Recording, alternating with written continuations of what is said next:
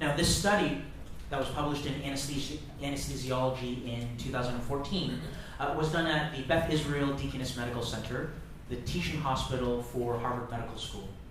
So they wanted to ask a few basic questions. Can a transesophageal simulator be used to develop motion metrics that are useful for training anesthesiology residents in echocardiography? And most importantly, can these skills learned on a simulator be translated into a real clinical setting? Which is what matters, because that is truly what leads to better patient care and better patient outcomes.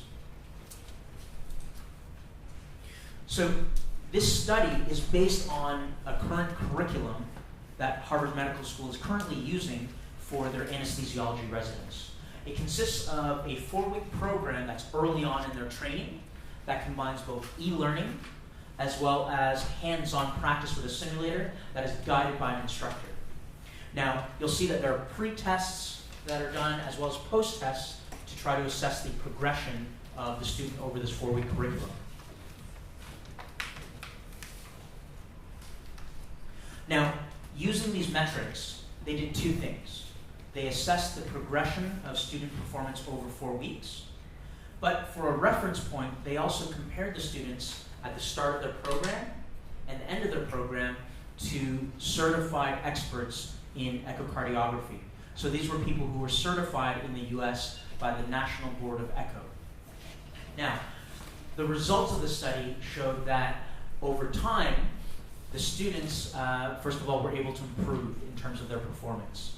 Now, naturally, at the beginning of the study, there was a big disparity or a big gap between your beginner and your expert. Not only in terms of the time it took to obtain views, but the number of movements that were made, and how direct was their path when it came to obtaining these views. One of the great things about the way that the simulator captures data is that you can in fact capture and track the exact motions that were made during an ultrasound scan. So these are traces of what the trainees and the experts did in 3 dimensions. So the simulator can collect X, Y, Z coordinate data over time. So it tracks the 3-dimensional motion that the trainees made with a probe. Now you can see A is the trainee's first session at the beginning of their training. Compare that to the expert, which is a much more straight and direct path. The trainee took a very roundabout way. Whereas over time, over that 4-week training, they started to get better. Now it's not quite yet at expert level, but I think it does demonstrate that over time, with practice on a simulator, trainees can improve their performance.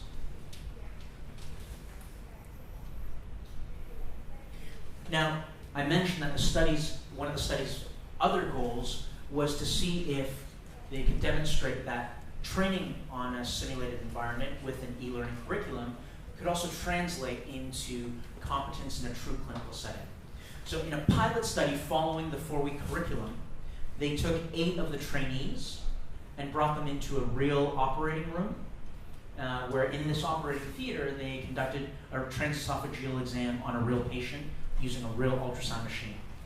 Now, every one of those students was able to complete all of these views within 3.5 minutes, and then they were examined by a blinded instructor. Now, while they were all able to complete the exam, they were by no means experts. There still needed to be some improvement in terms of their image quality. But I think this is suggestive, however, that with further study, I would fully expect to see a strong correlation and causality between training hands-on using a simulator and the time it takes for anesthesiologists to become competent in doing independent transesophageal echocardiography. So just to summarize the study, so once again, this was able to demonstrate that over time, anesthesia residents who had never done echo before were able to improve their skills, so much so that they were able to essentially do basic exams on real patients. And when compared to the expert, what happened is that they were able to start approaching the level of competence of an expert. They hadn't gotten there in a full 4 weeks, but at least they seem to have started on the path to having true competency and expertise.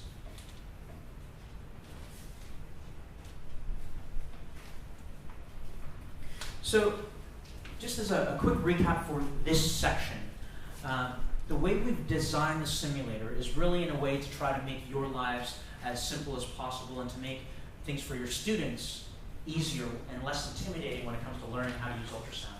So once again, we have insisted on using a mannequin-based system so that you can practice the physical aspects of ultrasound scanning. And you can actually not only practice the psychomotor skills, but have the physical cues from the mannequin. For example, when you palpate, you can actually feel where the ribs are, and if you put the probe over those ribs, you would see the associated artifact. Our software has a number of tools that are designed to actually help you and help your students learn more easily. Some of the instructional content allows them to learn independently, and we also have metrics that can be used to track their performance and also have been used by some prestigious institutions who have purchased it in order to validate the utility of ultrasound simulation in clinical teaching for echocardiography, for abdominal ultrasound, and for obstetrics and gynecology ultrasound as well.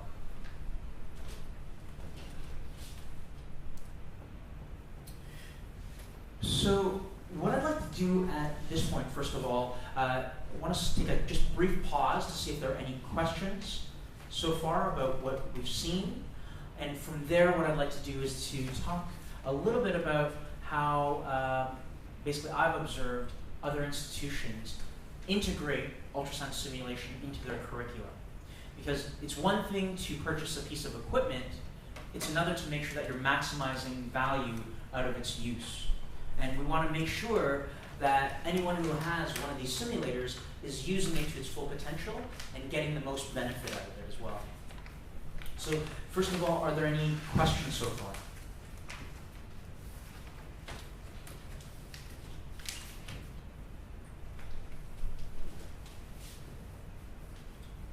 This was also an excuse for me to take a break and drink some water. So. Okay, so what I'd like to do then is just share a little bit of the experience that we've had at CAE, seeing the large number of users who have taught and learned with Vimedix around the world.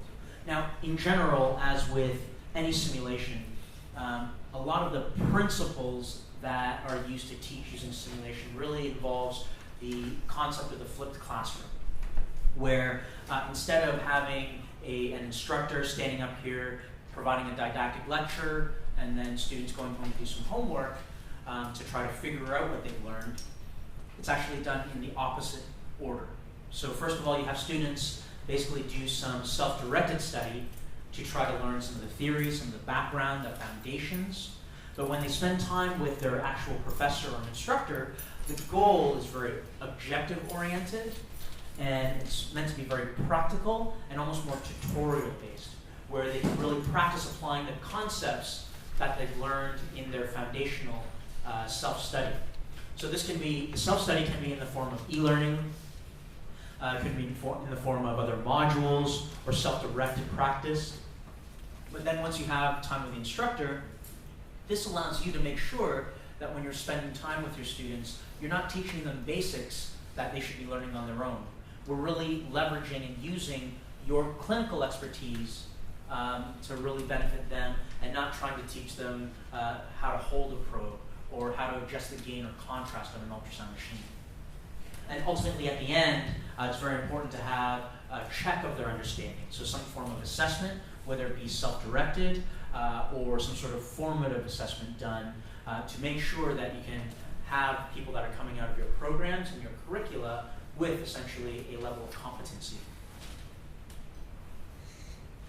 So there are many different ways that I've seen other institutions implement ultrasound curricula. So they'll use some different methods, some different platforms, different technologies, but many of them have a lot of common elements. So in general, you see that all of them will have, like I said, based on that flipped classroom concept, this theoretical or foundational learning, many of which use e-learning or video-based learning, as well as hands-on training, which is the most important component that would involve you as clinicians and instructors, followed by some sort of review or check at the end. which may involve some sort of assessment, and in some cases there are efforts to creating some sort of certification as well that can provide clinicians and also institutions with some form or some manner to be able to determine whether someone has evidence of clinical competency in a particular skill, such as transesophageal ultrasound or doing a fast exam or something like that. So I use this picture a lot because I've been with many institutions where they are very interested in simulation, but because they don't have as much experience, they're not exactly sure which road to take. And at the end of the day, I think my experience has been that there's no wrong way to do it per se. However, there are certainly some ways that are better fits for your institution, for your culture, for your students, for your budget, for your infrastructure as well. But to have a successful incorporation of simulation into your curriculum, here are some of the elements that I've seen. Now this applies to any medical simulation, not just ultrasound, but I'll talk in the context of how this can be helpful for trying to integrate simulation into ultrasound teaching. So first of all, having institutional support is extremely important. Now, when I say institutional support, support from the hospital or a medical school, I'm not just talking about financial support. It's one thing to provide budgets to purchase equipment, but also the institution needs to provide the infrastructure and the personnel and the processes to help you to be able to better teach and better have the tools you need to teach your students. Now, that comes to the personnel part of it. So that's arguably an extremely crucial piece of the ultrasound simulation pie, because you can have all the equipment and all the space in the world, but if you don't have good instructors who know how to effectively use simulation, that's where this type of equipment can unfortunately sit there and collect dust and not be used to its full potential. So this is where you need someone who is passionate and is driven to improve the quality of education, and also courageous enough to push for potential changes to how things are currently being done. So this is where we've seen a lot of institutions that have what I like to call an ultrasound champion. So members of individual departments or simulation centers who are essentially assigned to lead basically the education efforts. Now, that one person cannot do it alone because you have a lot of people that you need to train. So that champion does need some help. So this is where it's important to have effective train-the-trainer sessions as well, so that your facilitators and your instructors also know how to use this equipment to help them and to help their students. And finally, this comes without saying, but having clearly defined training objectives, assessment criteria are extremely important as well, because this really helps you to shape how you use the simulator to achieve your teaching goals and to achieve the objectives of the institution when it comes to quality of care. Now, this is also something that CAE has developed an expertise in. So between CAE and our partners here in Taiwan, KYS Technologies, we do have a lot of personnel that are dedicated not only to helping to make sure you understand how to use the equipment, but also to provide you with basically some best practices as to how to use it to its full value for teaching your students. So the ideal endpoint. I mentioned Dr. John Mitchell, who's one of the residency directors at Harvard. So this is how he describes the challenging components that have to be put together when you're learning ultrasound. So these are some of the things that we already talked about. The physical component, the manual dexterity of holding an ultrasound probe. At the same time, you have to put together that cognitive knowledge. So knowing not only where to put the probe, but what is it that you're looking at? So what is that black and white image? How does that translate into three-dimensional anatomy? And then how do you make interpretations from those black and white two-dimensional images in order to derive some sort of clinical diagnosis or clinical context? And then from there, how do you combine those things with perhaps a specific workflow or process based on clinical guidelines. So for example, in cardiology, you would have your focus exam, or each institution may have their own protocol for doing intraoperative or perioperative ultrasound. So all of these elements have to be put together at the same time for someone essentially to be proficient as an ultrasonographer. And I believe this truly does apply to any specialty who is using ultrasound.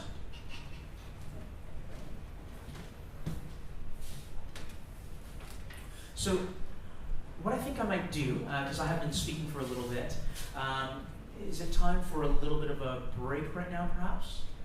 Yeah? So maybe what we can do is we can take a 5 or 10 minute break. So this way people can rest a little bit. You don't have to hear me talking over and over. If anybody wants to, basically during the break, come to see the simulator. If you have any questions that you would like to ask me one-on-one, we can certainly do that. Then we can reconvene in approximately 10 minutes. And then what I'd like to do then is, I talked a little bit in general about how I've seen people use simulation.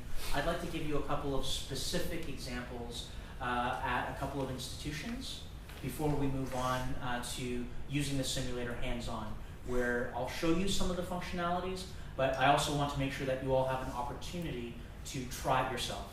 Okay? So thank you very much.